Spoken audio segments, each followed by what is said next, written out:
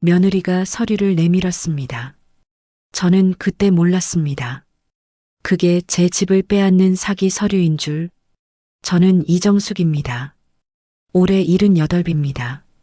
평생을 시장에서 떡을 팔았습니다. 아침 4시면 일어나 떡을 쪘습니다. 인절미, 송편, 백설기. 손님들이 좋아하는 떡이라면 뭐든 만들었죠. 손에 굳은 살이 배기고 허리가 휘어지도록 일했습니다. 저는 혼자였습니다. 남편은 아들 도연이가 10살 때 교통사고로 세상을 떠났습니다. 28배 과부가 됐죠. 눈물 흘릴 시간도 없었습니다. 아들을 키워야 했으니까요. 장례식장에서 돌아온 다음 날도 저는 시장에 나갔습니다. 떡을 쪘습니다. 팔았습니다. 그렇게 하루하루를 버텼죠. 사람들은 물었습니다. 어떻게 그렇게 악착같이 사냐고요. 저는 답했습니다. 살아야 하니까요. 아들이 있으니까요. 도연이는 착한 아이였습니다. 학교에서 돌아오면 제 일을 도왔습니다. 떡 포장을 도와주고 무거운 짐을 날랐습니다. 고등학교에 들어가서는 아르바이트를 하겠다고 했죠. 저는 말렸습니다. 공부나 하라고요. 그 아이는 고개를 저었습니다. 엄마 혼자 힘들게 하는 게 싫다고요. 그 말에 가슴이 아팠습니다. 아들을 대학에 보냈습니다. 학자금 대출을 받았습니다. 그것도 모자라 제가 일을 더했죠. 새벽 4시가 아니라 3시에 일어났습니다. 시장이 끝나면 식당에서 설거지도 했습니다. 밤 10시까지 일했습니다. 집에 돌아오면 기절하듯 잠들었죠. 그렇게 40년을 살았습니다. 40년 동안 모은 돈이 있었습니다. 한 푼, 두 푼 모았습니다. 통장에 찍힌 숫자를 보면 뿌듯했습니다. 이 돈으로 집을 사야겠다고 생각했죠. 우리만의 집을요. 더 이상 월세 걱정 안 해도 되는 집을요. 도연이가 대학을 졸업하고 취직을 했습니다. 회사원이 됐습니다. 안정적인 직장이었죠. 저는 안심했습니다. 이제 내 걱정은 덜었다고 생각했습니다. 그리고 며느리를 얻었습니다. 윤미정이라는 여자였습니다. 얼굴이 예뻤습니다. 말도 곱게 했죠. 처음 만났을 때 저는 좋아했습니다. 우리 아들이 좋은 사람 만났구나 싶었습니다. 결혼식을 올렸습니다. 저는 혼자 하객들을 맞이했습니다. 남편이 없어 외로웠지만 그래도 행복했습니다. 아들이 가정을 꾸렸으니까요. 신혼살림은 전세로 시작했습니다. 도연이 월급으로 충분히 살 수 있었죠. 저는 그때도 떡을 팔았습니다. 일을 그만둘 생각이 없었습니다. 목표가 있었으니까요. 집을 짓는 거였습니다. 서울 외곽에 작은 땅을 샀습니다. 평생 모은 돈을 털어넣었습니다. 건축업자를 만났습니다. 설계도를 봤죠. 2층 단독주택이었습니다. 작지만 우리에게는 성이었습니다. 공사가 시작됐습니다. 저는 매일 현장에 나갔습니다. 인부들에게 음료수를 사다 줬습니다. 공사가 잘 되고 있는지 확인했죠. 벽돌 하나하나가 쌓일 때마다 가슴이 벅찼습니다. 이웃들이 말했습니다. 정말 대단한 여장부라고요. 혼자서 아들 키우고 집까지 지었다고요. 저는 손사래를 쳤습니다. 뭐가 대단하냐고요. 그냥 살다 보니 이렇게 됐다고요. 하지만 속으로는 뿌듯했습니다. 집이 완성됐습니다. 2층 단독주택이었습니다. 작은 마당도 있었죠. 화단을 만들어 꽃을 심었습니다. 장미, 채송화, 봉숭아, 색색의 꽃들이 피어났습니다. 1층은 제가 쓰고 2층은 비워뒀습니다. 나중에 도연이가 쓸 수 있게요. 혹시 모르잖아요. 아들 내외가 이사 올 수도 있고 손주가 놀러 올 수도 있고요. 이사를 했습니다. 처음으로 내 집에 들어가는 날이었습니다. 신발을 벗고 현관을 들어섰습니다. 새집 냄새가 났습니다. 거실 한가운데 서서 주위를 둘러봤죠. 눈물이 났습니다. 이게 내 집이구나. 평생을 월세로 살았습니다. 집주인 눈치를 봤습니다. 보증금 걱정을 했죠. 그런 게 이제 없었습니다. 여기는 제 집이었습니다. 아무도 저를 내쫓을 수 없었죠. 그날 밤 잠이 안 왔습니다. 행복해서였습니다. 2층 다용도실에는 금고가 하나 있었습니다. 남편이 생전에 쓰던 거였습니다. 작은 철제 금고였죠. 저는 그 안에 중요한 서류들을 넣어뒀습니다. 집 문서였습니다. 등기부등본, 건축허가서, 토지대장 모두 제 이름으로 돼 있었죠. 통장도 넣어뒀습니다. 그리고 남편의 유언장도요. 남편은 죽기 전에 편지를 하나 남겼습니다. 손으로 쓴 편지였습니다. 거기에는 이렇게 적혀 있었죠. 여보, 내가 먼저 가서 미안하오. 도연이를 부탁하오. 그리고 당신이 고생해서 번 돈은 당신 거요. 누구한테도 빼앗기지 마시오. 저는 그 편지를 읽을 때마다 울었습니다. 금고 열쇠는 목에 걸고 다녔습니다. 작은 펜던트처럼요. 아무도 몰랐습니다. 이게 금고 열쇠인 줄이요. 도연이가 집들이를 왔습니다. 며느리 윤미정도 함께요. 손주 민서도 있었습니다. 초등학교 3학년이었죠. 우리는 마당에서 고기를 구웠습니다. 도연이가 불을 피웠습니다. 며느리는 상을 차렸죠. 민서는 마당을 뛰어다녔습니다. 저는 행복했습니다. 가족이 함께 있었으니까요. 제 집에서요. 며느리가 말했습니다. 어머니 정말 대단하세요. 혼자서 이런 집을 지으시다니요. 저는 웃었습니다. 뭐가 대단하냐고요. 그냥 열심히 살았을 뿐이라고요. 그날 밤 도연이가 물었습니다. 엄마, 집 명의는 어떻게 돼 있어요? 저는 답했습니다. 내 이름으로 돼 있지. 당연하잖아. 내 돈으로 지었는데요. 도연이는 고개를 끄덕였습니다. 그래요, 당연하죠. 엄마가 평생 고생해서 지은 집인데요. 그 말에 저는 안심했습니다. 우리 아들은 착하다고 생각했습니다. 제 고생을 아니까요.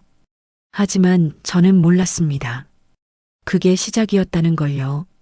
며느리와 안사돈의 계획이 이미 시작됐다는 걸요. 몇 달이 지났습니다. 저는 여전히 시장에서 떡을 팔았습니다. 일을 완전히 그만둘 생각은 없었습니다.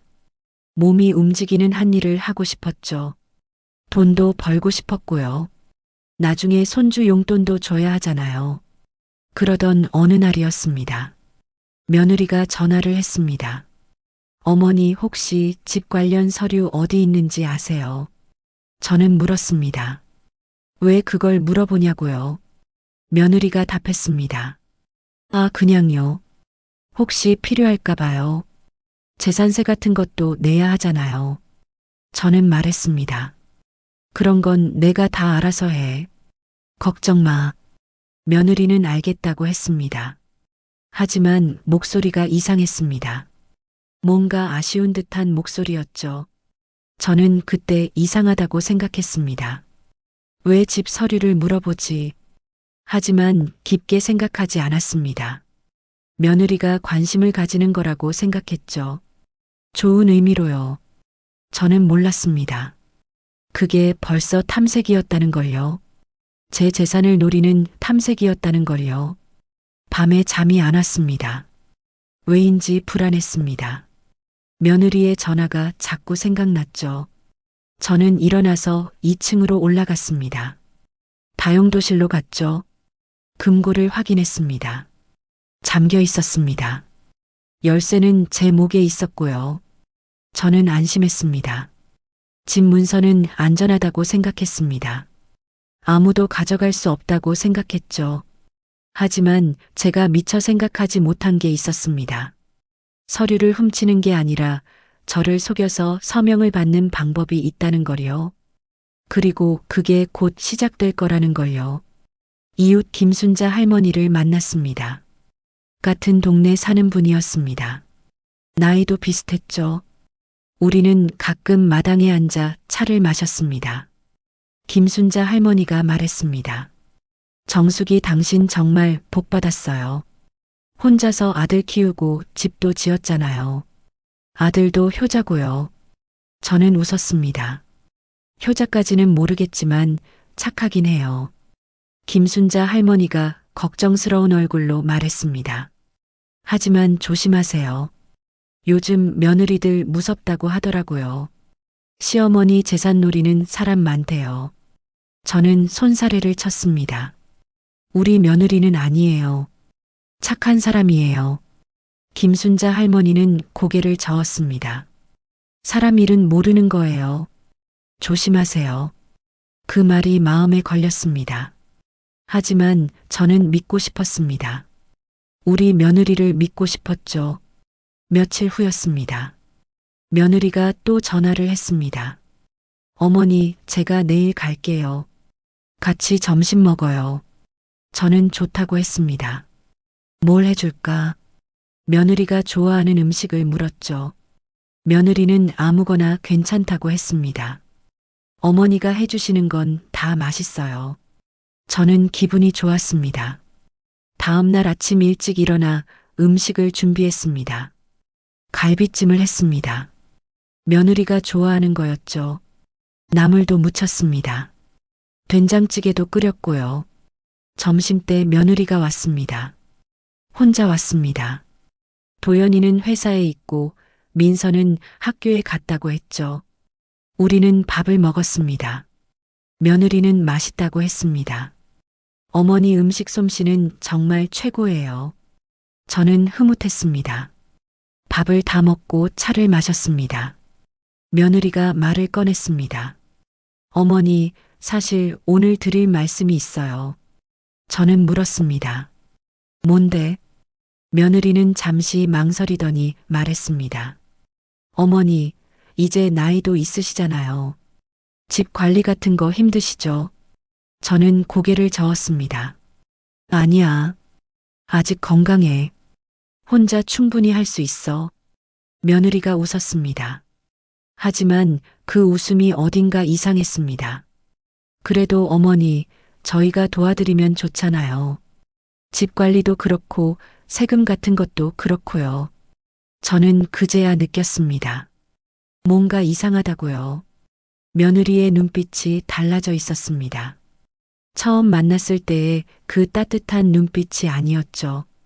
차갑고 계산적인 눈빛이었습니다. 저는 가슴이 철렁했습니다. 하지만 그때는 몰랐습니다. 이게 시작이라는 걸요. 제 인생에서 가장 끔찍한 일의 시작이라는 걸요. 며느리는 계속 말했습니다. 어머니 편히 지내세요. 이제 저희가 다 알아서 할게요. 그 말이 저는 이상했습니다. 편히 지내라고요. 왜 그런 말을 하지?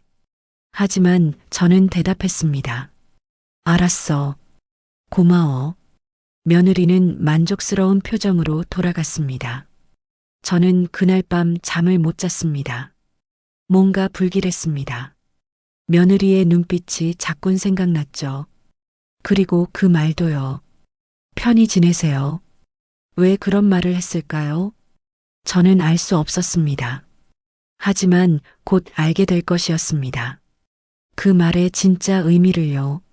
며느리 윤미정은 처음엔 정말 착했습니다. 아니, 착한 척을 정말 잘했습니다. 결혼 초기만 해도 그랬습니다. 명절 때마다 우리 집에 왔습니다. 음식도 같이 준비했죠. 설거지도 도맡아 했습니다. 저는 좋았습니다. 우리 아들이 좋은 사람 만났다고 생각했죠. 도연이는 조용한 성격이었습니다. 어렸을 때부터 그랬습니다. 말이 많지 않았죠. 회사에서도 성실하게 일했습니다. 승진도 꾸준히 했고요. 저는 자랑스러웠습니다. 내가 힘들게 키운 보람이 있다고 생각했습니다. 도연이는 점잖은 사람이었습니다. 목소리를 높인 적이 없었습니다.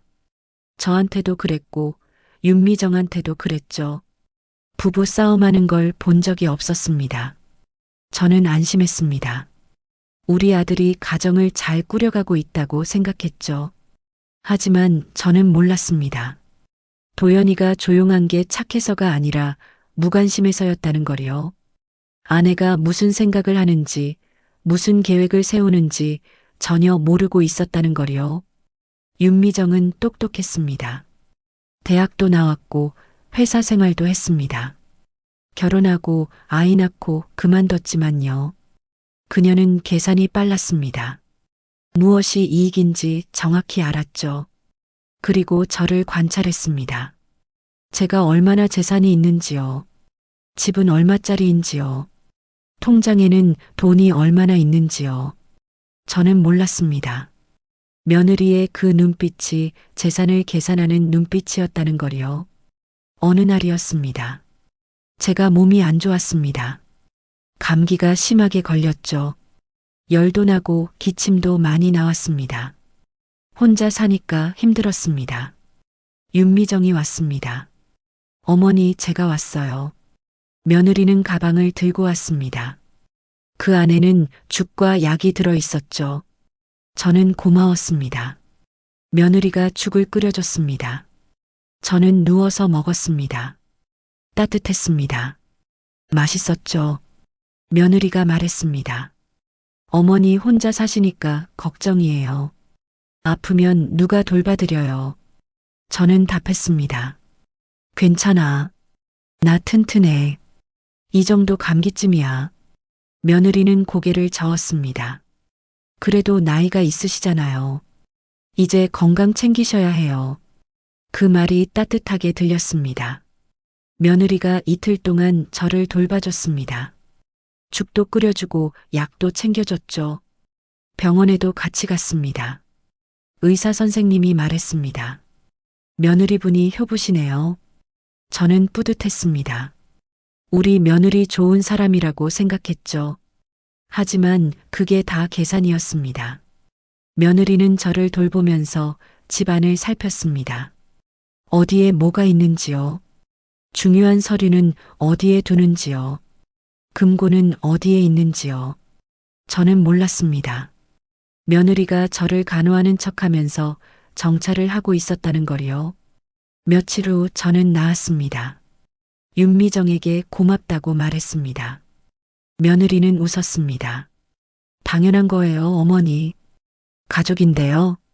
그 말이 진심처럼 들렸습니다. 하지만 거짓이었습니다. 며느리에게 저는 가족이 아니었습니다. 재산이었죠. 집이었고요. 돈이었습니다. 그 뒤로 윤미정은 자주 왔습니다. 일주일에 한두 번씩요. 올 때마다 음식을 해줬습니다. 저는 좋았습니다. 며느리가 자주 오니까 외롭지 않았죠. 하지만 윤미정의 태도가 조금씩 바뀌기 시작했습니다. 미묘하게요. 처음엔 몰랐습니다. 너무 작은 변화였으니까요. 하지만 시간이 지나면서 느껴졌습니다. 며느리의 눈빛이 달라졌습니다. 예전처럼 따뜻하지 않았습니다. 뭔가 계산하는 눈빛이었죠. 저를 볼 때도 그랬고 집을 둘러볼 때도 그랬습니다. 어느 날 며느리가 물었습니다. 어머니, 이 집 시세가 얼마나 돼요? 저는 놀랐습니다. 갑자기 왜 그걸 물어보냐고 했죠. 며느리는 웃었습니다. 아, 그냥 궁금해서요. 요즘 집값이 많이 올랐다고 하잖아요. 저는 대충 답했습니다. 글쎄 잘 모르겠네. 팔 생각 없으니까. 며느리의 표정이 순간 굳었습니다. 하지만 금방 웃음을 지었죠. 그때 저는 느꼈습니다. 뭔가 이상하다고요. 며느리가 왜 집 시세를 물어보지? 하지만 저는 대수롭지 않게 생각했습니다. 그냥 궁금해서 물어본 거라고 생각했죠. 며칠 후였습니다. 윤미정이 또 왔습니다. 이번에는 도연이도 함께였습니다. 저녁을 먹자고 했죠. 우리는 거실에 앉아 밥을 먹었습니다. 도연이가 말했습니다. 엄마 요즘 건강은 어때요? 저는 답했습니다. 좋아. 걱정 마. 윤미정이 끼어들었습니다. 어머니 나이가 있으시잖아요. 이제 좀 쉬셔야 해요. 시장 일도 그만하시고요. 저는 고개를 저었습니다. 아니야. 나 아직 일할 수 있어. 몸도 튼튼하고. 며느리는 한숨을 쉬었습니다. 어머니 고집이세요. 도연이가 말했습니다. 엄마 며느리 말이 맞아요. 이제 좀 쉬세요. 저는 기분이 이상했습니다. 왜 자꾸 일을 그만두라고 하지? 저는 일하는 게 좋았습니다. 집에만 있으면 외로웠죠. 시장에 나가면 사람들을 만날 수 있었습니다. 이야기도 나눴고요. 하지만 며느리는 계속 말했습니다. 어머니 집에서 편히 지내세요. 이제 나이도 있으시고요. 집 관리 같은 것도 저희가 할게요. 그 말이 자꾸 나왔습니다. 집 관리를 자기들이 한다고요. 저는 불안했습니다. 왜 자꾸 집 이야기를 하지? 하지만 입 밖으로 내지 못했습니다. 며느리가 날 위하는 말인 것 같았으니까요. 그날 밤 윤미정과 도연이는 늦게까지 있었습니다. 거실에 앉아 이야기를 나눴죠. 저는 부엌에서 설거지를 했습니다. 그런데 며느리의 목소리가 들렸습니다. 어머니 나이도 있으시고 혼자 사시잖아요. 사고라도 나면 어떡해요? 도연이가 답했습니다. 그러게요. 걱정이에요. 며느리가 다시 말했습니다. 실버타운 같은 데 가시는 게 좋을 것 같아요. 거기는 사람도 많고 관리도 잘해주잖아요. 저는 깜짝 놀랐습니다. 실버타운이요. 저를 실버타운에 보내겠다고요. 손에 들고 있던 그릇이 떨어질 뻔했습니다. 저는 잽싸게 잡았죠. 도연이가 답했습니다. 그건 좀 그렇지 않아요. 엄마가 싫어하실 텐데요. 며느리가 한숨을 쉬었습니다. 하지만 어머니 생각해서 하는 말이에요. 여기서 혼자 사시다가 다치시면 어떡해요. 그 말에 저는 기가 막혔습니다. 내 생각을 해서라고요. 거짓말이었습니다. 며느리는 제 생각을 하는 게 아니었습니다. 집 생각을 하고 있었죠. 저를 내쫓고 이 집을 차지할 생각이었습니다. 저는 그제야 깨달았습니다. 며느리가 변했다는 걸요. 아니, 원래 이런 사람이었다는 걸요. 저는 속았던 겁니다. 그날 밤 잠을 못 잤습니다. 며느리의 말이 자꾸 생각났습니다. 실버타운에 가라고요. 혼자 살지 말라고요. 저는 화가 났습니다.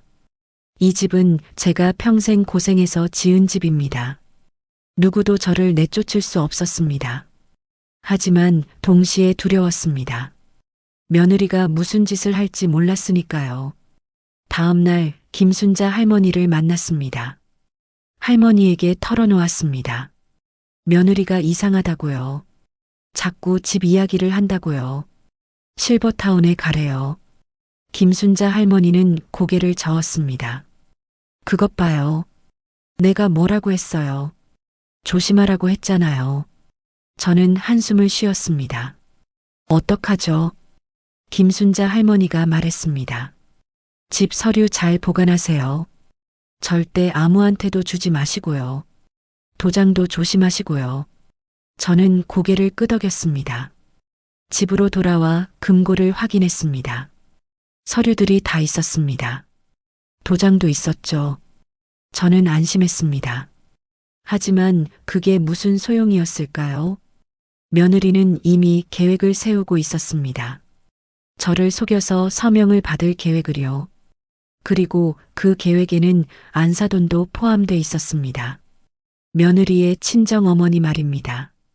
그 사람도 같은 마음이었습니다. 제 집을 노리고 있었죠. 저는 몰랐습니다. 두 사람이 이미 한통 속이었다는 걸요. 며칠 후 윤미정이 또 왔습니다. 이번에는 혼자가 아니었습니다. 친정어머니와 함께였죠. 안사돈이었습니다. 이름은 최영이었습니다. 나이는 저보다 5살 어렸습니다. 73이었죠. 처음 만났을 때는 좋았습니다. 인사를 나눴습니다. 사돈이 건강하시네요. 그러게요. 사돈도 젊어 보이세요. 그런 말들을 주고받았죠. 하지만 그날은 달랐습니다. 최영희의 눈빛이 날카로웠습니다. 저를 훑어보듯 봤죠. 집도 둘러봤습니다. 거실, 주방, 마당까지요. 저는 불편했습니다. 왜 저렇게 집을 둘러보지? 윤미정이 차를 내왔습니다. 우리는 거실에 앉아 차를 마셨습니다. 최영희가 말했습니다. 사돈 집이 참 좋네요. 혼자 지으셨다고 들었어요. 저는 고개를 끄덕였습니다. 내 평생 모은 돈으로요. 최영희는 감탄하는 척했습니다. 정말 대단하세요. 여자 혼자서 아들 키우고 집까지 지으시다니요. 하지만 그 말투가 진심처럼 들리지 않았습니다. 윤미정이 끼어들었습니다. 엄마 어머니한테 드릴 말씀 있잖아요. 최영희가 고개를 끄덕였습니다.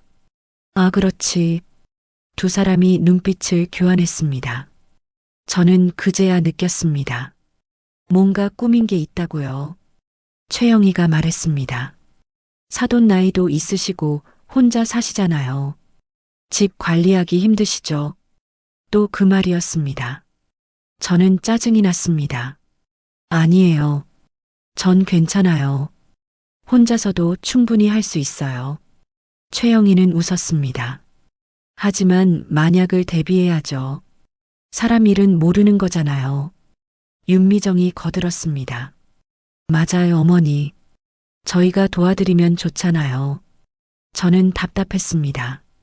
왜 자꾸 도와준다고 하지? 저는 도움이 필요 없었습니다. 혼자서도 충분히 잘 살 수 있었죠.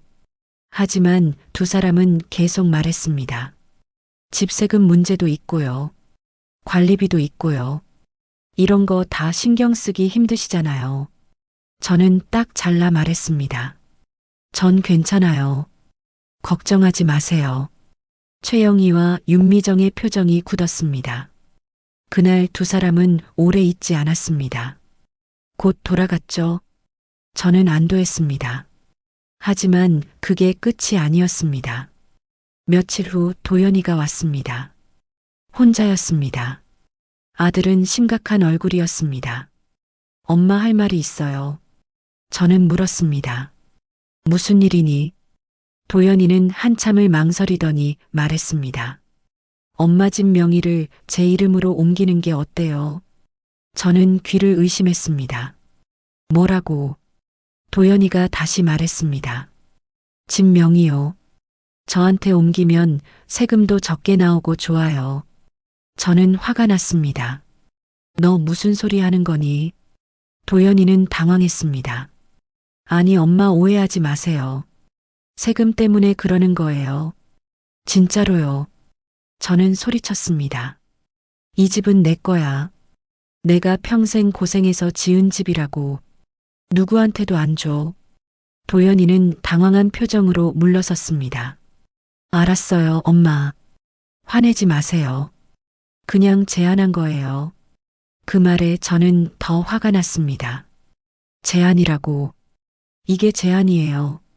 도연이는 곧 돌아갔습니다. 저는 그날 밤 울었습니다. 우리 아들이 제 집을 빼앗으려 한다는 게 믿기지 않았습니다. 하지만 저는 몰랐습니다. 도연이가 혼자 생각한 게 아니라는 걸요. 며느리가 시킨 거였습니다. 윤미정과 최영희가 계획한 거였죠. 그리고 그들의 계획은 이제 본격적으로 시작될 것이었습니다. 일주일이 지났습니다. 도연이는 다시 오지 않았습니다. 전화도 없었죠. 저는 마음이 아팠습니다. 아들과 사이가 멀어진 것 같았으니까요. 하지만 저는 후회하지 않았습니다. 이 집은 제 거였습니다. 누구한테도 줄 수 없었죠. 어느 날 오후였습니다. 초인종이 울렸습니다. 문을 열었더니 윤미정과 도연이가 서 있었습니다. 두 사람의 표정이 심각했습니다. 저는 불안했습니다. 안으로 들어오라고 했습니다. 두 사람은 거실에 앉았죠. 도연이가 서류 봉투를 꺼냈습니다. 엄마, 이거 좀 봐주세요. 저는 봉투를 받았습니다. 안에는 서류가 들어 있었죠. 복잡한 글씨들이 빼곡히 적혀 있었습니다. 무슨 서류인지 물었습니다. 윤미정이 답했습니다. 어머니, 이거 진명의 이전 서류예요. 어머니 이름에서 도연이 이름으로 옮기는 거예요. 저는 화가 났습니다. 아니, 내가 싫다고 했잖아요. 도연이가 급히 말했습니다. 엄마 진짜 세금 때문이에요. 이렇게 하면 재산세가 훨씬 적게 나와요. 어머니한테도 좋은 거예요. 저는 고개를 저었습니다. 안 돼. 이 집은 내 이름이어야 해. 윤미정이 한숨을 쉬었습니다. 어머니, 왜 이렇게 고집을 부리세요? 저희가 어머니를 위해서 하는 말인데요. 저는 답답했습니다. 제 집인데 왜 내 이름으로 두면 안 돼요? 도연이가 말했습니다.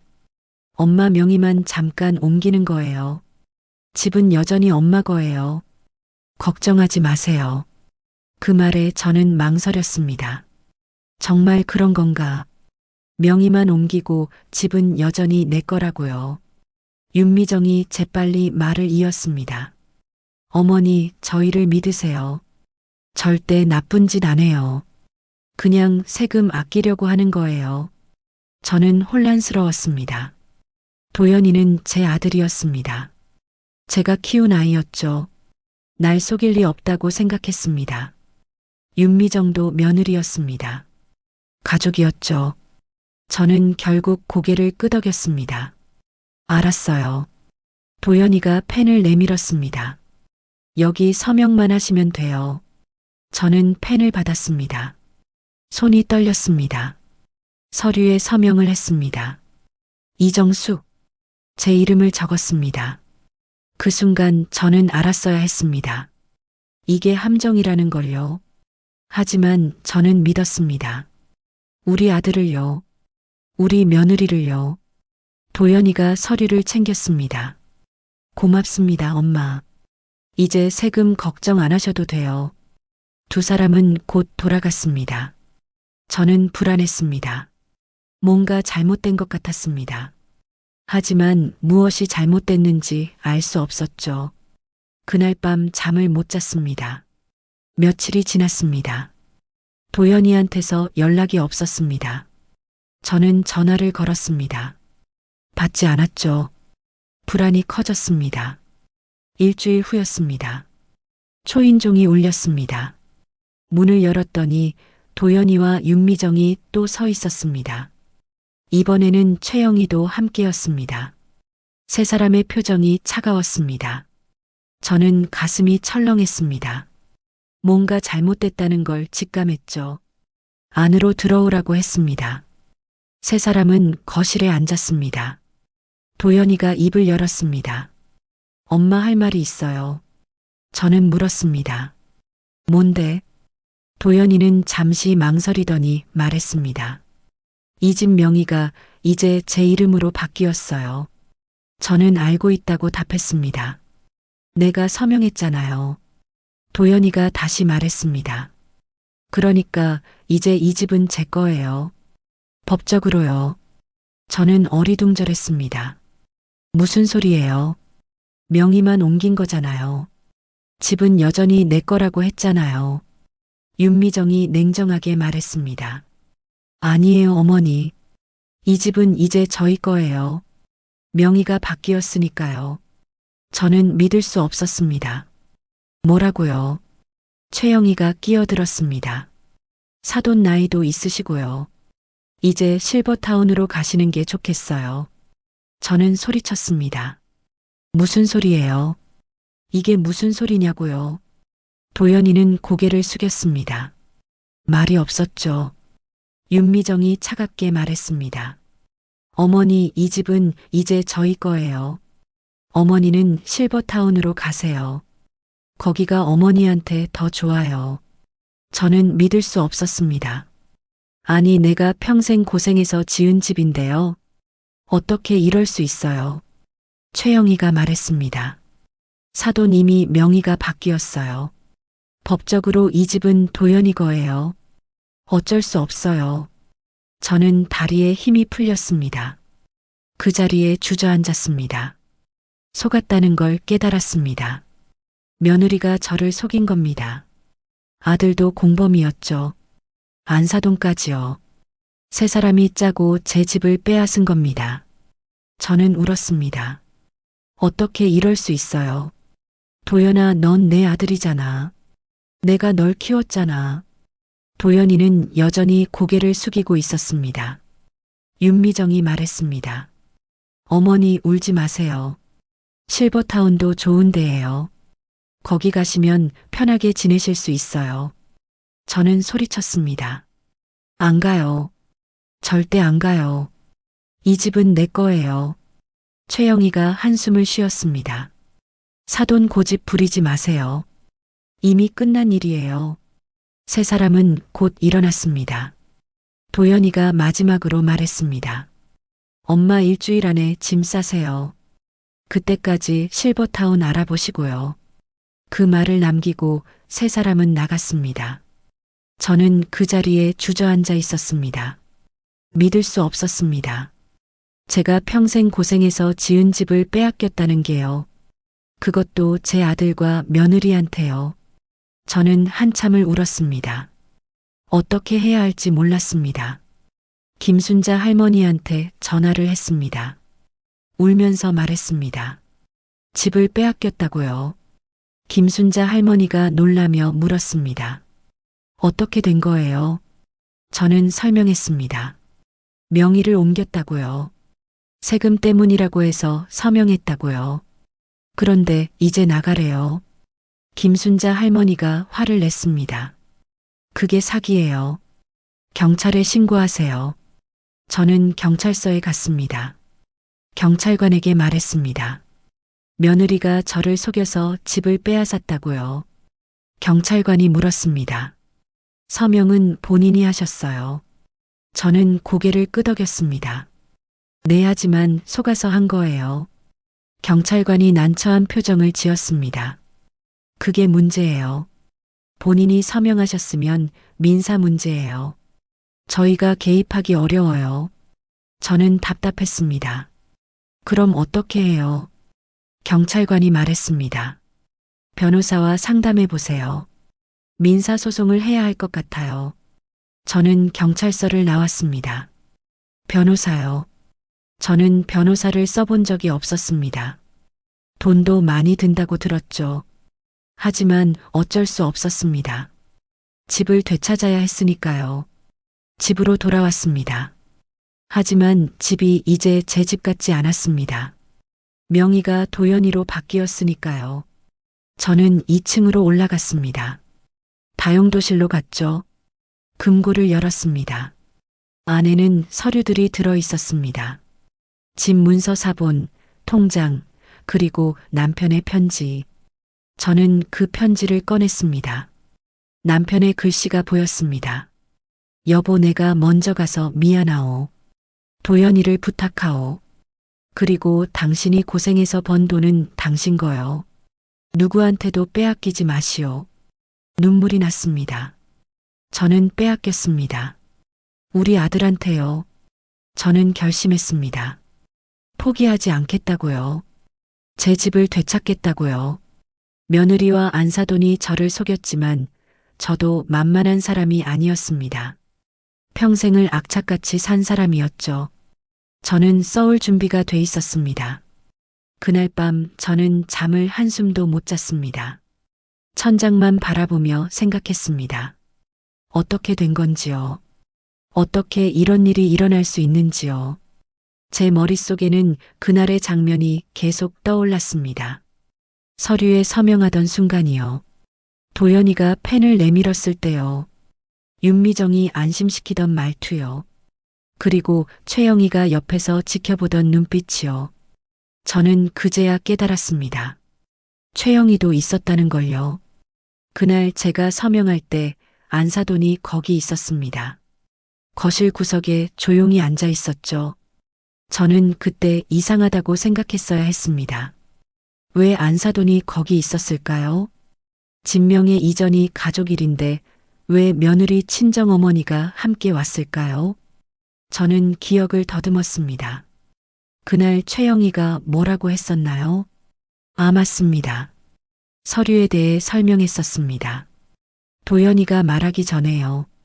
이 서류는 명예 이전 서류이고 세금을 아끼려면 이렇게 해야 한다고요. 저는 그때 이상하다고 생각했어야 했습니다. 왜 안사돈이 그런 걸 아는 거죠? 그리고 또 하나 기억났습니다. 최영희가 은행 서류 같은 걸 들고 있었습니다. 저는 그걸 봤습니다. 분명히 봤어요. 서류 뭉치였습니다. 파란 폴더에 들어 있었죠. 그게 뭐였을까요? 저는 다음날 아침 일찍 김순자 할머니를 찾아갔습니다. 할머니는 놀라며 문을 열어줬습니다. 정숙이 당신 얼굴이 왜 그래요? 밤새 안 주무셨어요. 저는 고개를 끄덕였습니다. 잠이 안 왔어요. 거실에 앉았습니다. 저는 김순자 할머니에게 어제 일을 자세히 말했습니다.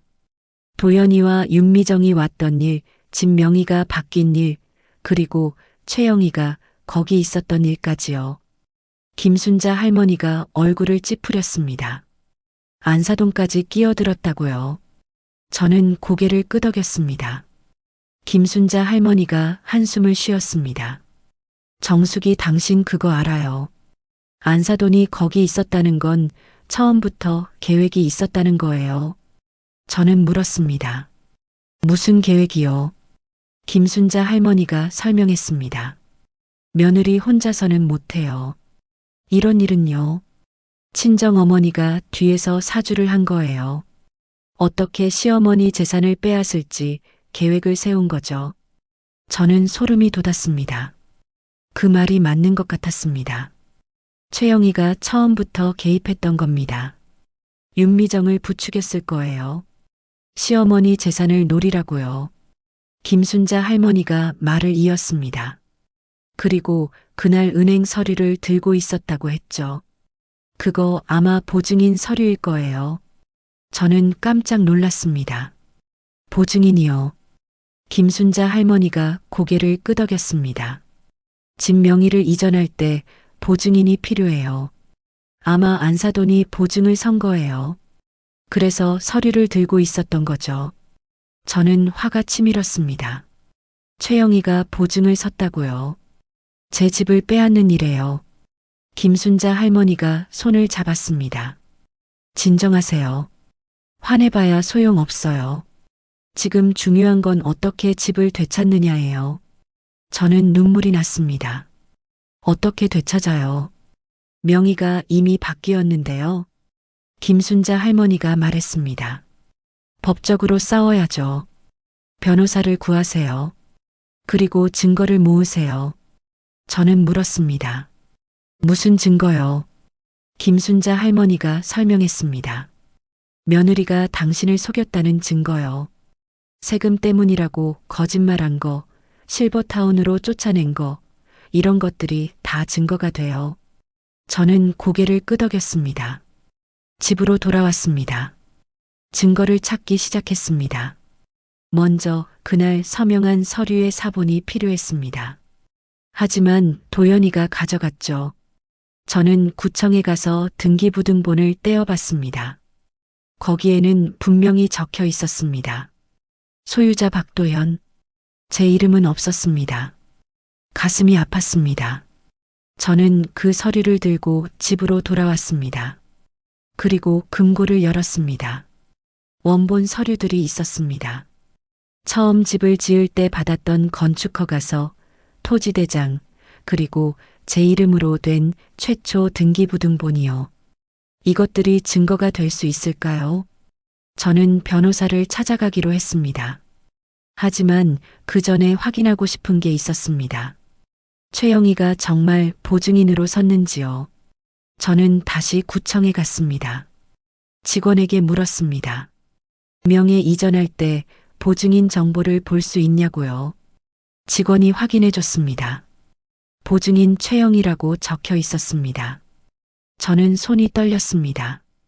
김순자 할머니의 말이 맞았습니다. 최영희가 보증을 선 겁니다. 제 집을 빼앗는 일에요. 저는 구청을 나와 길을 걸었습니다. 분노가 치밀었습니다. 며느리뿐만 아니라 안사돈까지요.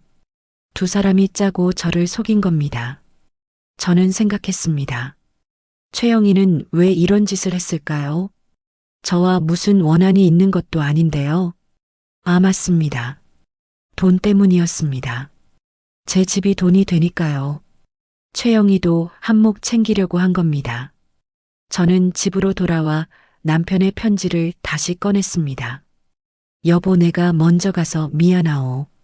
도연이를 부탁하오. 그리고 당신이 고생해서 번 돈은 당신 거요. 누구한테도 빼앗기지 마시오. 저는 울었습니다. 여보, 나 빼앗겼어요. 우리 아들한테요. 며느리한테요. 그리고 안사돈한테요. 하지만 울기만 할 수는 없었습니다. 저는 눈물을 닦았습니다. 그리고 결심했습니다. 반드시 집을 되찾겠다고요. 며느리와 안사돈을 용서하지 않겠다고요. 다음 날 변호사 사무실을 찾았습니다. 법률 상담소였습니다. 무료로 상담해 준다고 들었죠. 젊은 변호사가 저를 맞이했습니다. 무슨 일로 오셨어요? 저는 설명했습니다. 며느리가 저를 속여서 집 명의를 빼앗았다고요. 안사돈도 공범이라고요. 변호사가 서류를 살펴봤습니다. 원본 등기부등본과 현재 등기부등본을 비교했죠. 변호사가 말했습니다. 이건 사기입니다. 명의 이전 목적을 거짓으로 말해서 서명을 받았으니까요. 저는 희망이 생겼습니다. 그럼 집을 되찾을 수 있나요? 변호사가 고개를 끄덕였습니다. 가능합니다. 하지만 소송을 해야 해요. 시간도 걸리고 돈도 들어요. 저는 괜찮다고 말했습니다. 시간이 걸려도 좋아요. 제 집을 되찾고 싶어요. 변호사가 물었습니다. 증거가 더 있나요? 며느리가 속였다는 증거요. 저는 생각했습니다. 증거라. 그날 대화를 녹음하지 못했습니다. 증인도 없었죠. 하지만 저는 금고를 떠올렸습니다. 남편의 편지가 있었습니다. 그리고 또 하나가 있었죠. 남편의 유언 녹음이었습니다. 남편은 죽기 전에 목소리를 녹음해뒀습니다. 옛날 카세트 테이프예요. 거기에는 남편의 유언이 담겨 있었습니다. 저는 변호사에게 말했습니다. 남편의 유언 녹음이 있어요. 거기에 이 집은 제 거라고 명시돼 있어요. 변호사의 눈이 빛났습니다. 그거 중요한 증거예요. 가져올 수 있나요? 저는 고개를 끄덕였습니다. 집으로 돌아와 금고를 열었습니다. 카세트 테이프를 꺼냈습니다. 오래된 테이프였습니다. 먼지가 쌓여 있었죠. 저는 그걸 닦았습니다. 그리고 오래된 카세트 플레이어를 찾았습니다. 다락에 있던 거였죠. 테이프를 넣고 재생 버튼을 눌렀습니다. 남편의 목소리가 들렸습니다. 여보, 내가 이 세상을 떠나면 이 말을 들어주시오.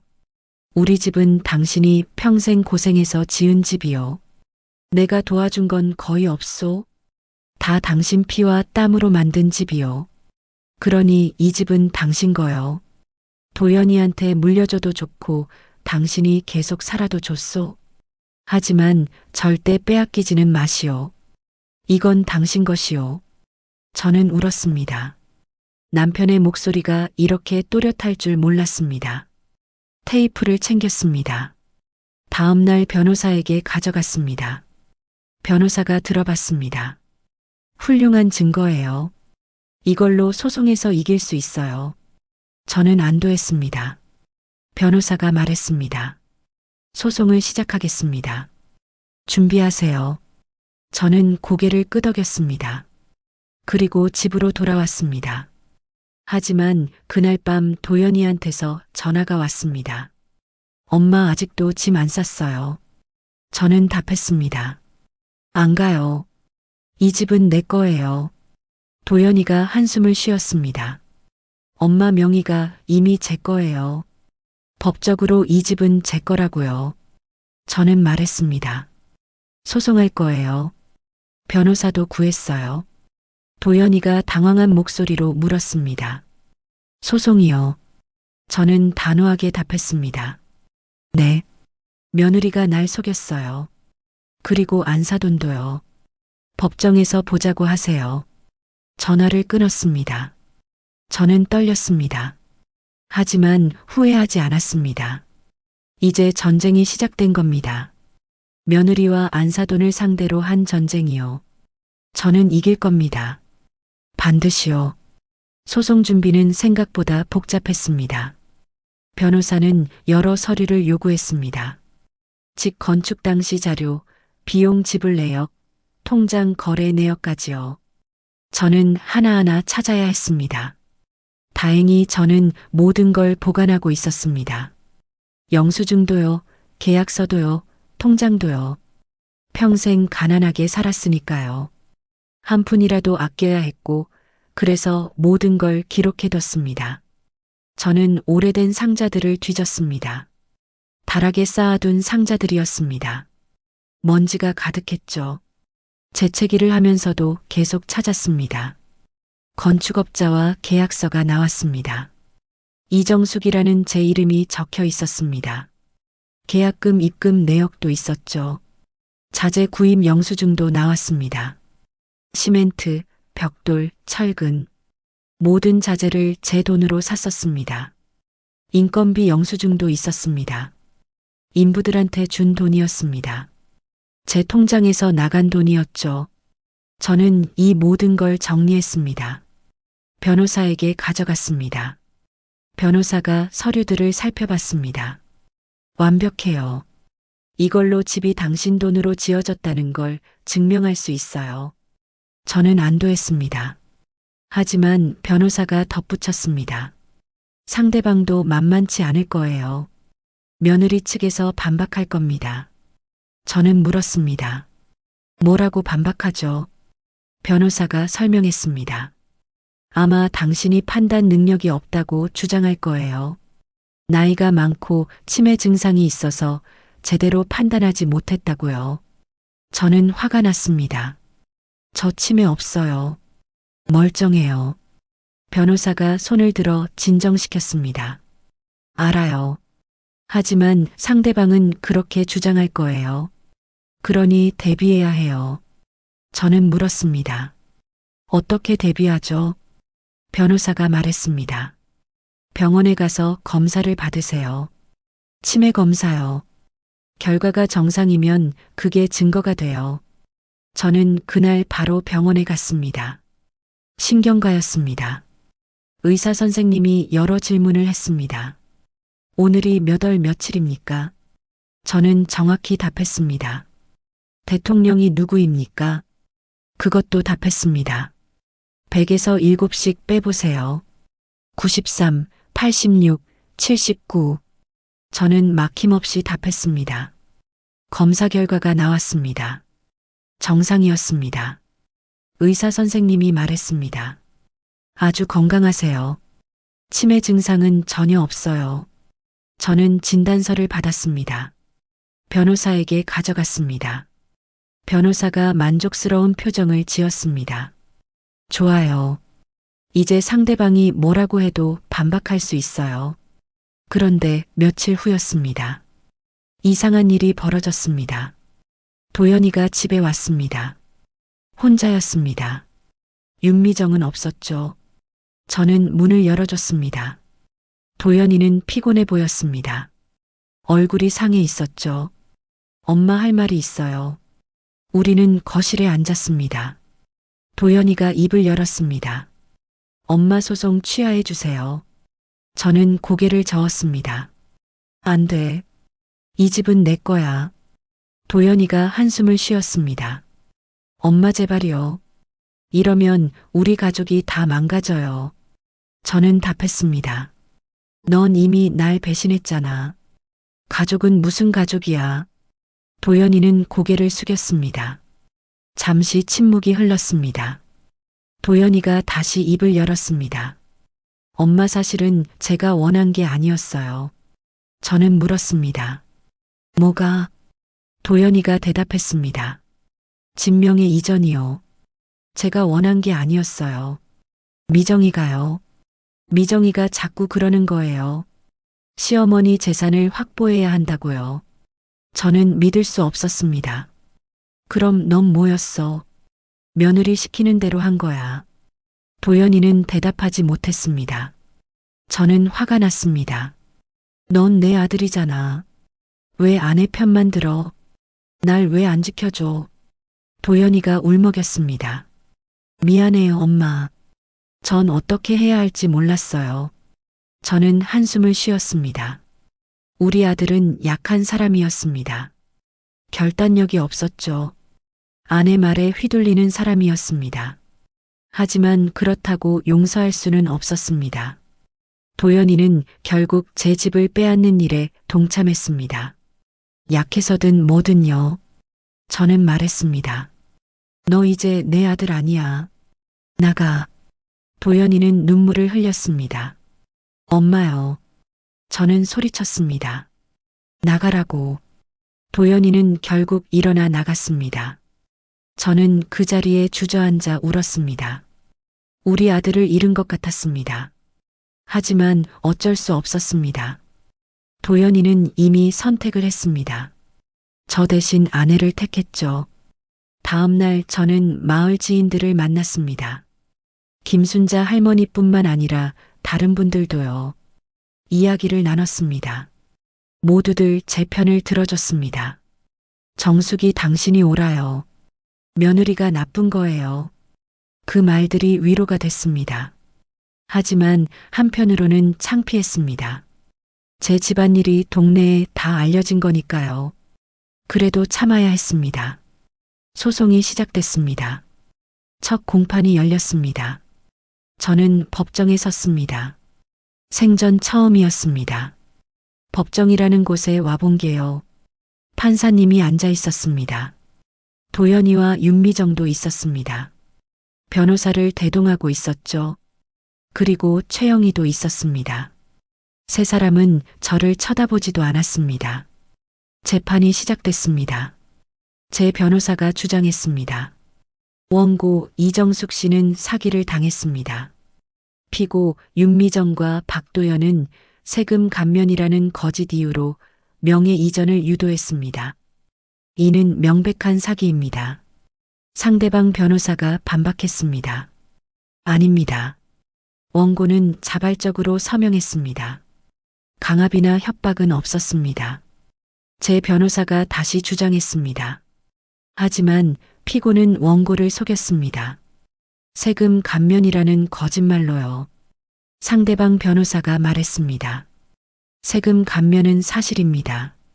명의를 자녀에게 이전하면 세금이 줄어듭니다. 제 변호사가 답했습니다. 하지만 피고는 원고를 집에서 내쫓으려 했습니다. 이는 명예 이전의 진짜 목적이 세금 감면이 아니라 재산 탈취였음을 증명합니다. 재판은 계속됐습니다. 증거들이 제출됐습니다. 제 통장 거래 내역, 건축계약서, 영수증들이요. 상대방도 증거를 냈습니다. 명예 이전 서류, 제 서명이 담긴 서류들이요. 판사님이 질문했습니다. 원고는 서명할 때 내용을 이해했습니까? 저는 답했습니다. 아니요. 며느리가 세금 때문이라고 했어요. 명의만 옮기고 집은 여전히 제 거라고요. 그래서 서명했습니다.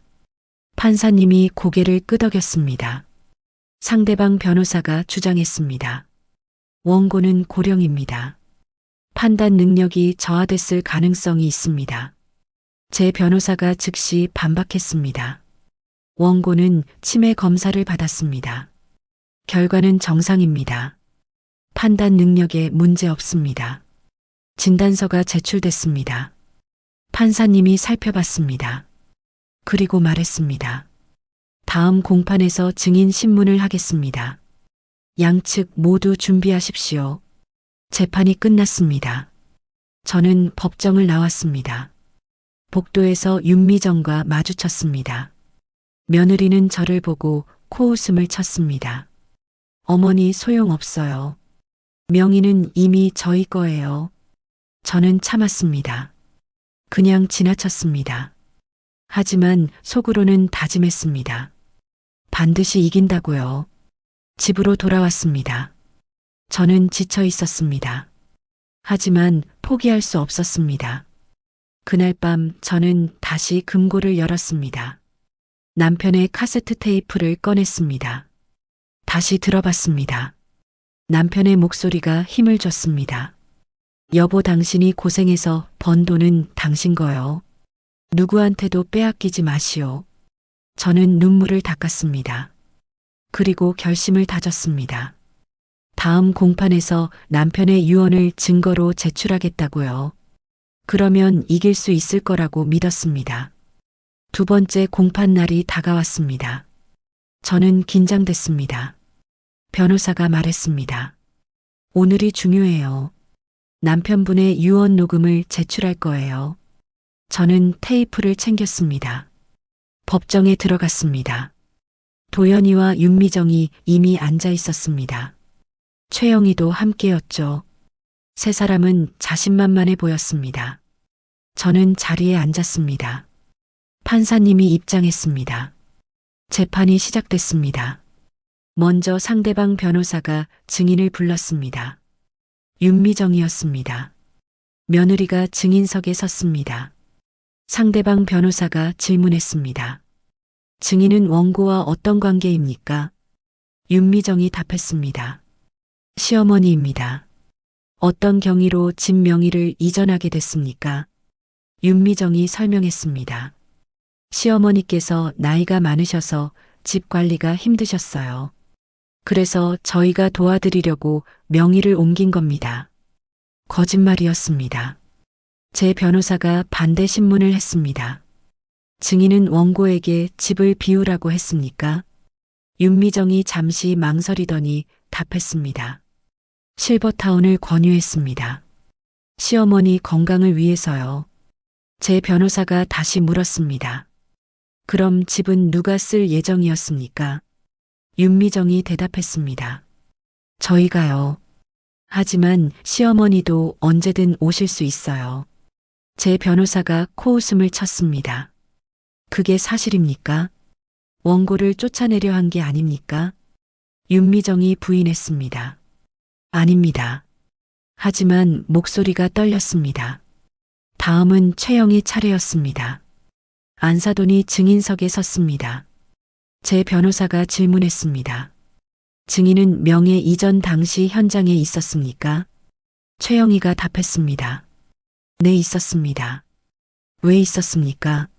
최영희가 답했습니다. 딸을 도우려고요. 제 변호사가 다시 물었습니다. 증인은 보증인으로 섰습니까? 최영희가 잠시 망설였습니다. 네, 그렇습니다. 왜 보증을 섰습니까? 최영희가 답했습니다. 사돈을 도우려고요. 절차상 필요하다고 해서요.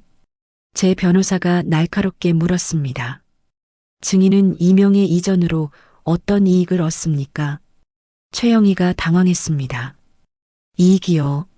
없습니다. 제 변호사가 서류를 꺼냈습니다. 이게 뭡니까? 최영희가 서류를 봤습니다. 얼굴이 하얗게 질렸죠. 그건요. 제 변호사가 설명했습니다. 이건 대출 서류입니다. 증인이 이 집을 담보로 대출을 받으려 한 흔적입니다. 법정이 술렁였습니다. 저도 놀랐습니다. 최영희가 제 집을 담보로 대출을 받으려 했다니요. 판사님이 최영희를 쳐다봤습니다. 증인 답변하십시오. 최영희는 말을 잇지 못했습니다. 제 변호사가 계속 공격했습니다. 증인은 처음부터 이 집을 노렸습니다. 딸과 공모해서 원고를 속이고 재산을 빼앗으려 한 겁니다. 최영희가 부인했습니다. 아닙니다. 그건 오해예요.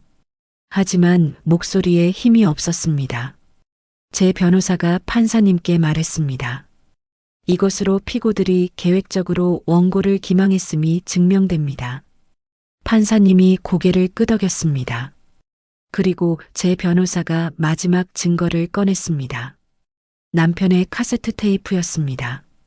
재판장님, 이것은 원고 남편의 유언 녹음입니다. 제출하겠습니다. 판사님이 허락했습니다. 테이프가 재생됐습니다. 법정에 남편의 목소리가 울려 퍼졌습니다. 여보, 내가 이 세상을 떠나면 이 말을 들어주시오. 우리 집은 당신이 평생 고생해서 지은 집이요. 내가 도와준 건 거의 없소.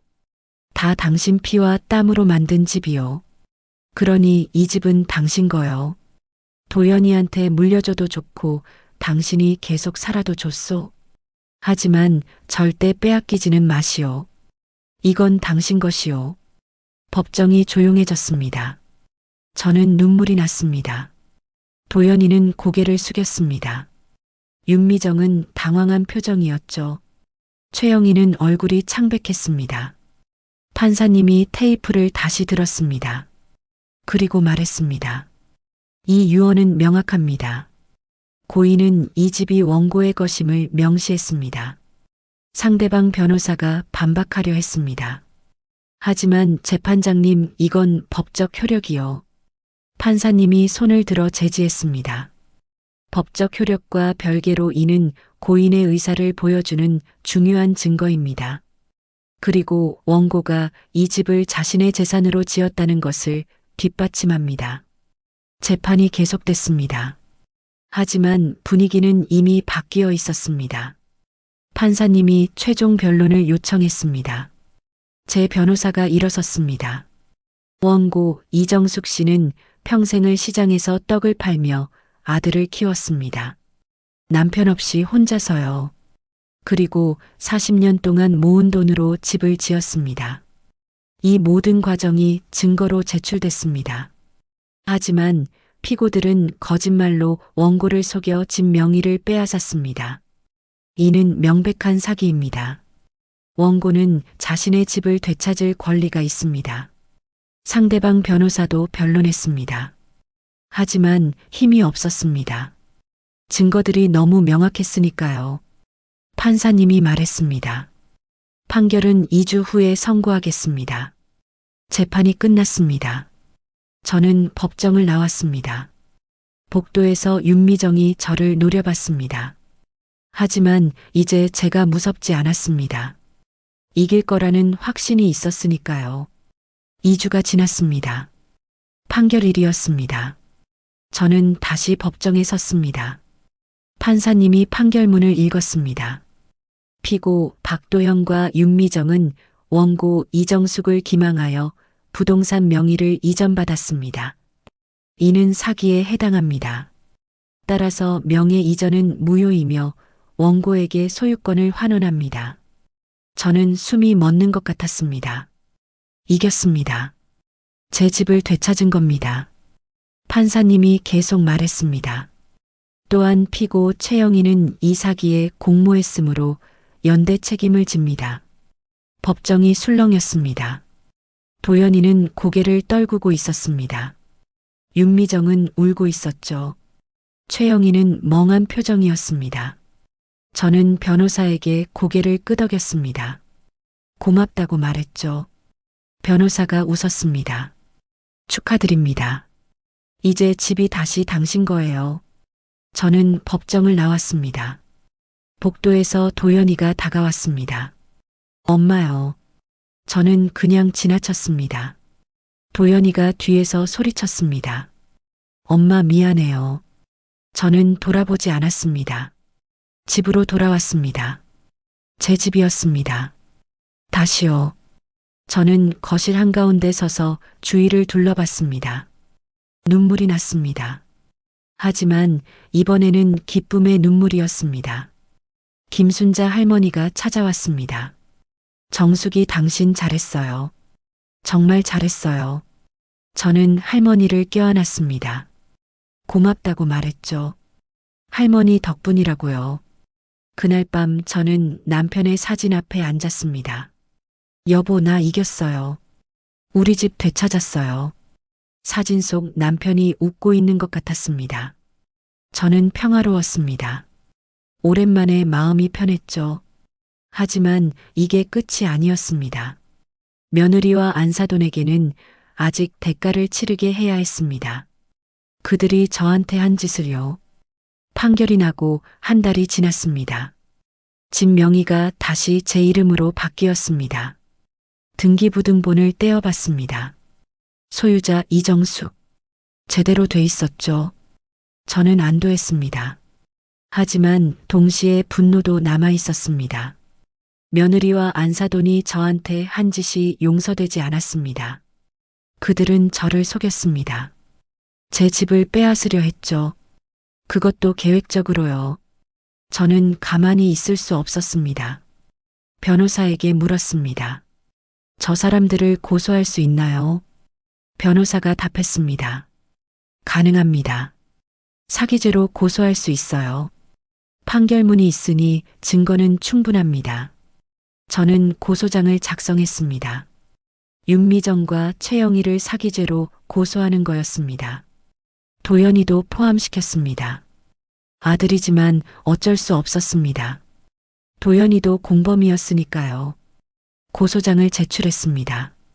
며칠 후 경찰서에서 연락이 왔습니다. 조사하러 오라고 했죠. 저는 경찰서에 갔습니다. 사건을 담당하는 형사님이 저를 맞이했습니다. 자세히 말씀해 주세요. 저는 처음부터 설명했습니다. 며느리가 어떻게 저를 속였는지요. 안사돈이 어떻게 공모했는지요. 그리고 도연이가 어떻게 방조했는지요. 형사님이 고개를 끄덕였습니다. 판결문을 보니 명확한 사기네요. 입건하겠습니다. 저는 감사하다고 말했습니다. 며칠 후 윤미정이 소환됐습니다. 최영희도 소환됐죠. 도연이도 마찬가지였습니다. 세 사람은 경찰 조사를 받았습니다. 저는 그 소식을 들었습니다. 윤미정이 울면서 조사받았다고 했습니다. 최영희는 화를 냈다고 했죠. 도연이는 멍하니 있었다고 했습니다. 저는 동정심이 들지 않았습니다. 그들이 저한테 한 짓을 생각하면요. 검찰로 사건이 넘어갔습니다. 기소됐습니다. 세 사람 모두요. 재판이 열렸습니다. 형사재판이었습니다. 저는 증인으로 출석했습니다. 검사님이 질문했습니다. 피고인들이 어떻게 피해자를 속였습니까? 저는 답했습니다. 세금 감면이라고 거짓말했습니다. 명의만 옮기고 집은 여전히 제 거라고 했죠. 하지만 명의가 바뀌자마자 저를 내쫓으려 했습니다. 검사님이 고개를 끄덕였습니다. 피고인들은 처음부터 계획한 겁니까? 저는 답했습니다. 네, 그렇습니다. 며느리 윤미정과 안사돈 최영희가 짰습니다. 도연이도 알고 있었고요. 도연이가 울먹였습니다. 엄마 난 정말이요. 판사님이 제지했습니다. 피고인은 조용히 하십시오. 재판은 여러 차례 열렸습니다. 증거들이 제출됐습니다. 민사재판 판결문, 명예 이전 서류, 대출 신청 서류까지요. 모든 게 그들의 계획을 보여줬습니다. 최종 변론이 있었습니다. 검사님이 구형했습니다. 피고인 윤미정 징역 2년, 피고인 최영희 징역 2년, 피고인 박도연 징역 1년을 구형합니다. 법정이 술렁였습니다. 윤미정이 울었습니다. 최영희는 얼굴이 창백했죠. 도연이는 고개를 떨구고 있었습니다. 판결일이 정해졌습니다. 한 달 후였습니다. 그 한 달 동안 저는 준비를 했습니다. 며느리와 안사돈을 만날 준비였습니다. 마지막으로 할 말이 있었으니까요. 판결일 전날이었습니다. 저는 윤미정에게 전화를 했습니다. 내일 판결 전에 우리 집으로 오세요. 최영애 씨도 데리고요. 윤미정이 놀라며 물었습니다. 왜요? 저는 답했습니다. 할 말이 있어요. 윤미정은 잠시 망설이더니 알겠다고 했습니다. 다음 날 오후였습니다. 초인종이 울렸습니다. 문을 열었더니 윤미정과 최영희가 서 있었습니다. 두 사람은 초췌해 보였습니다. 안으로 들어오라고 했습니다. 거실에 앉았습니다. 저는 차를 내왔습니다. 윤미정이 물었습니다. 무슨 일로 부르신 거예요? 저는 차를 마시며 말했습니다. 고마웠어요. 두 사람이 어리둥절한 표정을 지었습니다. 뭐가요? 저는 웃었습니다. 덕분에 사람 보는 눈을 배웠거든요. 윤미정의 얼굴이 굳었습니다. 저는 계속 말했습니다. 저는 당신들을 믿었어요. 가족이라고 생각했죠. 며느리와 안사돈이잖아요. 하지만 당신들은 저를 배신했습니다. 제 집을 빼앗으려 했죠. 최영희가 변명했습니다. 사돈 그게요. 저는 손을 들어 제지했습니다. 변명은 듣기 싫어요. 당신들이 뭘 했는지 다 알아요. 계획적으로 저를 속였다는 것도요. 윤미정이 울먹였습니다. 어머니 정말 미안해요. 저는 고개를 저었습니다. 미안하다고 용서되는 게 아니에요. 당신들은 대가를 치러야 해요. 그 말과 함께 저는 서류를 꺼냈습니다. 명예회복 통지서였습니다. 이게 뭔지 알아요. 두 사람이 서류를 받습니다. 윤미정이 떨리는 목소리로 물었습니다. 이게요. 저는 답했습니다. 제 집이 다시 제 이름으로 돌아왔다는 통지서예요. 당신들이 빼앗으려던 집이요. 그리고 또 다른 서류를 꺼냈습니다. 고소장 접수 중이었습니다. 그리고 이건 당신들을 고소한 증거예요. 사기죄로요. 최영희의 얼굴이 하얗게 질렸습니다. 사돈 제발이요. 고소를 취하해 주세요. 저는 고개를 저었습니다. 안 돼요. 당신들은 벌을 받아야 해요. 윤미정이 울면서 말했습니다. 어머니 제발이요. 저희가 잘못했어요. 용서해 주세요. 저는 냉정하게 답했습니다. 용서요. 당신들이 저를 내쫓으려 할 때 용서를 구했나요? 제가 울면서 애원할 때 들어줬나요? 두 사람은 아무 말도 못했습니다. 그때 초인종이 다시 울렸습니다. 저는 문을 열었습니다. 경찰이 서 있었습니다. 2명이었습니다. 저는 경찰을 안으로 안내했습니다. 경찰이 윤미정과 최영희를 보며 말했습니다. 윤미정 씨, 최영희 씨 맞습니까? 두 사람이 고개를 끄덕였습니다. 경찰이 말했습니다. 사기죄로 현행범 체포합니다. 윤미정이 비명을 질렀습니다. 안 돼요. 최영희도 소리쳤습니다. 이럴 수 없어요. 하지만 경찰은 두 사람에게 수갑을 채웠습니다. 저는 그 광경을 조용히 지켜봤습니다. 경찰이 두 사람을 데리고 나갔습니다. 윤미정이 뒤돌아보며 소리쳤습니다. 어머니 제발이요. 저는 답했습니다. 난 당신 어머니 아니에요. 문이 닫혔습니다. 저는 거실에 혼자 남았습니다. 조용했습니다. 저는 창문으로 다가가 밖을 봤습니다. 경찰차가 떠나고 있었습니다. 윤미정과 최영희가 그 안에 타고 있었죠. 저는 만족스러웠습니다. 정의가 실현됐다고 느꼈습니다. 다음 날 판결이 내려졌습니다. 윤미정 징역 1년 6개월, 집행유예 3년. 최영희 징역 1년 6개월, 집행유예 3년. 도연이 징역 1년, 집행유예 2년. 세 사람 모두 집행유예를 받았습니다. 감옥에 가지는 않았지만 전과자가 된 겁니다. 저는 그 소식을 들었습니다. 충분하지는 않았지만 그래도 만족했습니다. 그들이 대가를 치렀으니까요. 며칠 후 도연이가 찾아왔습니다. 혼자였습니다. 저는 문을 열어주지 않으려 했습니다. 하지만 도연이가 울고 있었습니다. 엄마 제발 한 번만요.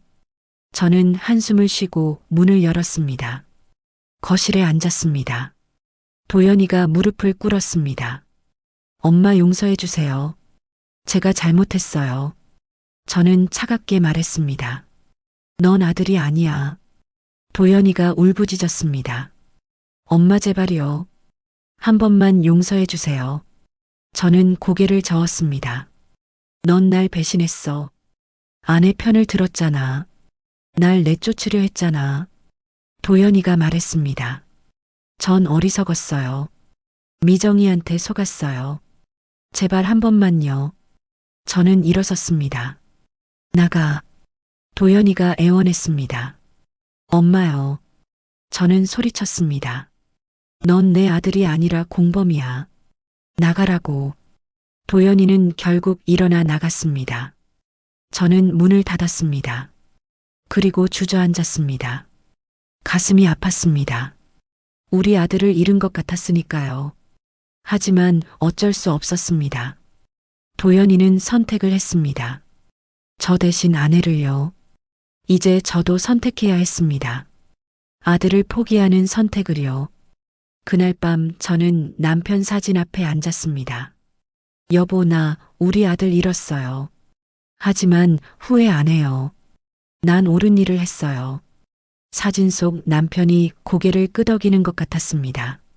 저는 평화로웠습니다. 비록 아들을 잃었지만 제 집을 지켰습니다. 그리고 정의를 실현했죠. 그걸로 충분했습니다. 몇 달이 지났습니다. 계절이 바뀌었습니다. 가을이 왔습니다. 마당의 나무들이 단풍으로 물들었습니다. 저는 매일 마당을 청소했습니다. 떨어진 낙엽을 쓸었죠. 꽃도 가꿨습니다. 일상이 돌아왔습니다. 평화로운 일상이요. 더 이상 며느리 걱정을 하지 않아도 됐습니다. 안사동 걱정도요. 제 집은 다시 제 거였습니다. 아무도 빼앗을 수 없었죠. 김순자 할머니가 자주 놀러 왔습니다. 우리는 마당에 앉아 차를 마셨습니다. 정숙이, 당신 요즘 표정이 좋아졌어요. 저는 웃었습니다. 마음이 편해서 그래요. 김순자 할머니가 물었습니다. 도연이는요?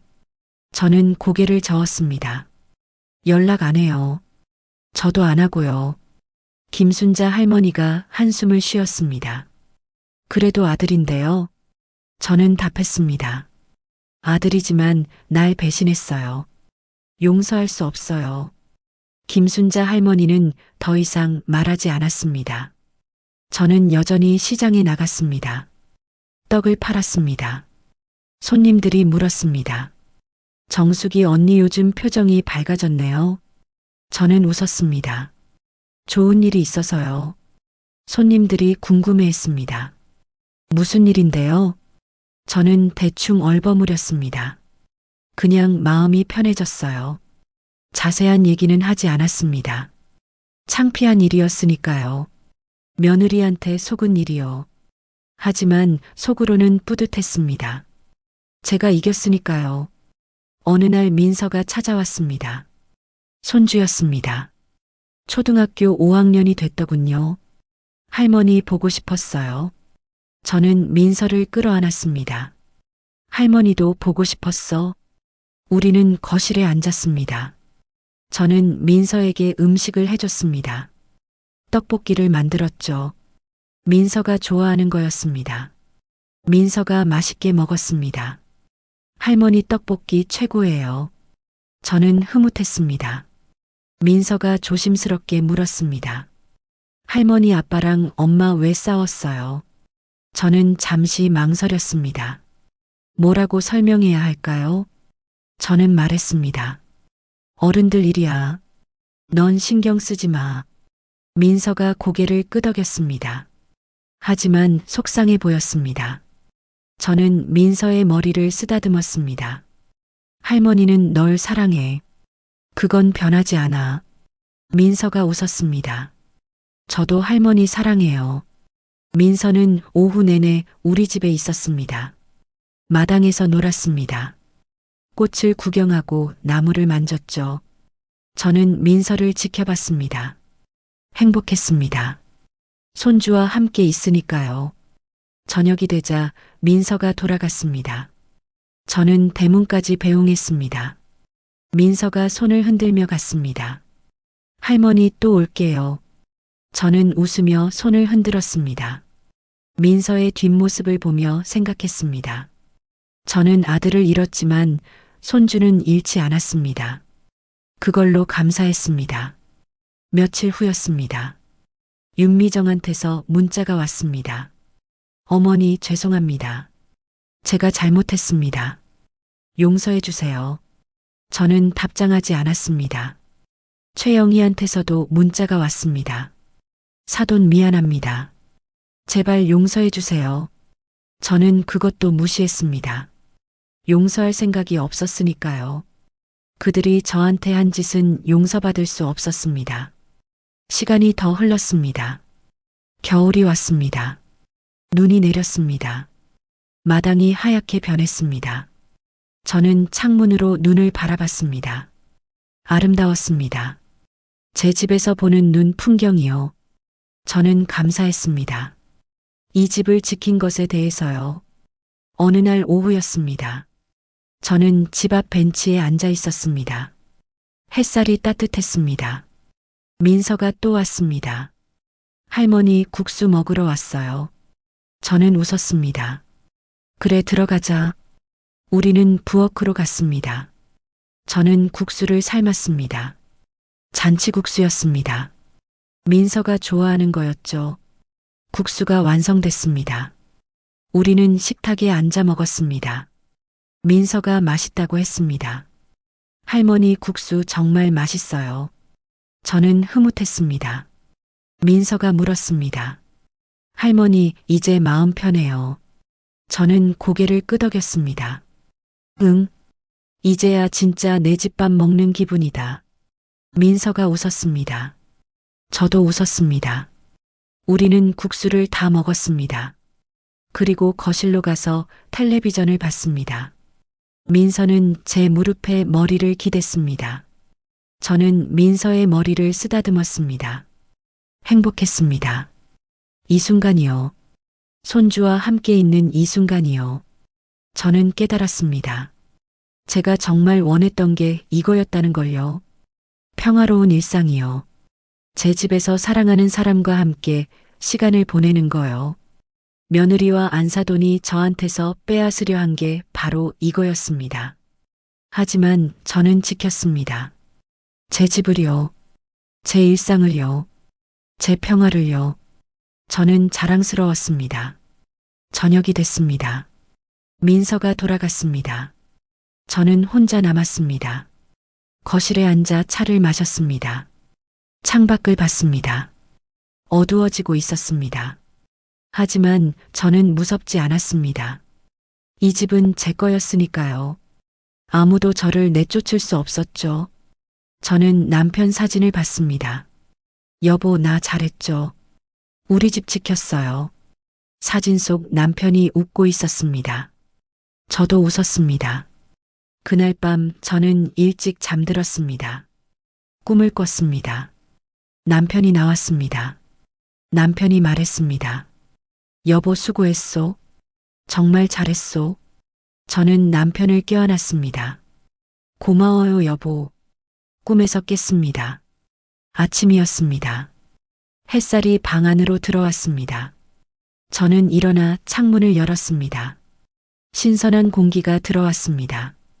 새로운 하루였습니다. 저는 마당으로 나갔습니다. 꽃을 봤습니다. 겨울이지만 몇 송이가 피어 있었습니다. 생명력이 강한 꽃들이었죠. 저처럼요. 저도 강했습니다. 평생을 혼자 살아왔으니까요. 아들을 키웠고 집을 지었으니까요. 그리고 그 집을 지켜냈으니까요. 저는 만족했습니다. 제 인생에 대해서요. 물론 완벽하지는 않았습니다. 아들과의 관계는 끊어졌으니까요. 하지만 그래도 괜찮았습니다. 저는 제 선택을 후회하지 않았으니까요. 김순자 할머니가 찾아왔습니다. 정숙이 당신 오늘 표정 정말 좋네요. 저는 웃었습니다. 기분이 좋아서요. 왜요? 저는 답했습니다. 살아있어서요. 건강해서요. 그리고 제 집이 있어서요. 김순자 할머니가 웃었습니다. 정숙이 당신 정말 대단해요. 저는 손사래를 쳤습니다. 뭐가 대단해요? 그냥 제 거 지킨 것 뿐이에요. 하지만 속으로는 자랑스러웠습니다. 제가 해낸 일에 대해서요. 그날 오후 저는 벤치에 앉아 있었습니다. 집 앞 벤치였습니다. 햇살을 받으며 앉아 있었죠. 지나가는 사람들이 인사했습니다. 정수기 씨 안녕하세요. 저는 웃으며 답했습니다. 안녕하세요. 평화로운 오후였습니다. 저는 눈을 감았습니다.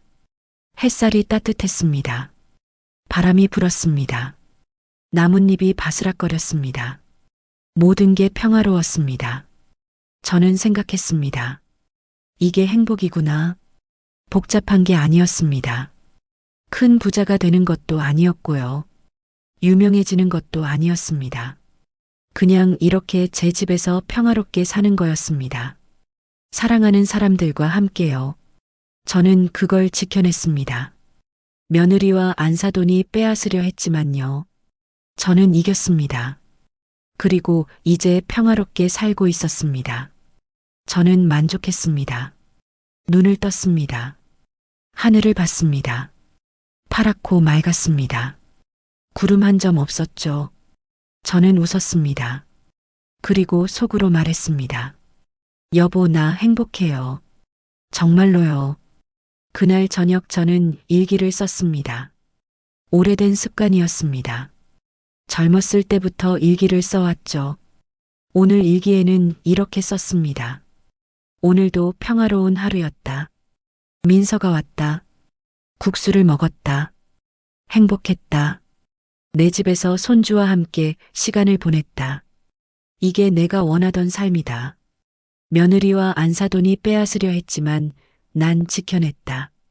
이제 아무도 날 내쫓을 수 없다. 이 집은 내 거다. 평생 고생해서 지은 내 집이다. 일기를 다 쓰고 책을 덮었습니다. 그리고 잠자리에 들었습니다. 마음이 편했습니다. 양심에 거리끼는 게 없었으니까요. 저는 옳은 일을 했습니다. 제 집을 지켰고 정의를 실현했죠. 그걸로 충분했습니다. 잠이 들었습니다. 평화로운 잠이었습니다. 꿈속에서도 저는 웃고 있었습니다. 안사돈과 며느리가 한통 속이던 그날, 저는 울지 않았습니다. 대신 세상을 통째로 뒤집었습니다. 제 집을 되찾았고 그들에게 대가를 치르게 했습니다. 이제 저는 평화롭게 살고 있습니다. 제 집에서요. 아무도 저를 내쫓을 수 없습니다. 이 집은 제 거니까요. 평생 고생해서 지은 제 집이니까요. 그리고 저는 그걸 지켜냈습니다. 끝까지요. 저는 이정숙입니다.